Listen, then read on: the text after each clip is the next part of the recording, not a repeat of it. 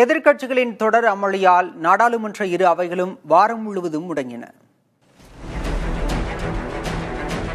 நாடாளுமன்ற மழைக்கால கூட்டத்தொடர் கடந்த திங்கட்கிழமை தொடங்கிய நிலையில் பஹல்காம் தாக்குதல், ஆபரேஷன் சிந்தூர், பீகார் வாக்காளர் பட்டியல் திருத்தம் உள்ளிட்ட விவகாரங்கள் தொடர்பாக விவாதிக்க கோரி எதிர்க்கட்சிகள் வலியுறுத்தி வந்தன. கூட்டத்தொடர் தொடங்கிய முதல் நாள் முதலே எதிர்க்கட்சிகள் இக்கோரிக்கைகளை வலியுறுத்தி தொடர் அமளியில் ஈடுபட்டு வந்தன.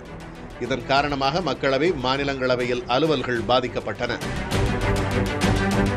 இதனிடையே கூட்டத்தொடர் தொடங்கிய முதல் நாளில் கலந்து கொண்ட மாநிலங்களவை தலைவரும் குடியரசு துணைத் தலைவருமான ஜெகதீப் தன்கர் ராஜினாமா செய்ததால் இவ்விவகாரம் தொடர்பாகவும் எதிர்க்கட்சிகள் கேள்விகளை முன்வைத்தன. மேலும் பீகார் வாக்காளர் பட்டியல் திருத்தத்திற்கு எதிராக காங்கிரஸ் தலைமையிலான இந்தியா கூட்டணியினர் நாடாளுமன்ற வளாகத்தில் ஆர்ப்பாட்டம், பேரணி மேற்கொண்டனர். எதிர்க்கட்சிகளின் அமளிக்கு மத்தியிலும் மக்களவையில் 2 மசோதாக்கள் அறிமுகம், மாநிலங்களவையில் புதிய உறுப்பினர்கள் பதவியேற்பு, அறிக்கைகளை தாக்கல் செய்வது உள்ளிட்ட ஒரு சில அலுவல்கள் மட்டுமே நாடாளுமன்ற மழைக்கால கூட்டத்தொடரின் முதல் 5 வேலை நாட்களில் நடைபெற்றன. இதனிடையே பஹல்காம் தீவிரவாத தாக்குதல் மற்றும் ஆபரேஷன் சிந்தூர் தொடர்பான விவாதம் இரு அவைகளிலும் நடைபெறும் என மத்திய அரசு தரப்பில் தெரிவிக்கப்பட்டுள்ளது.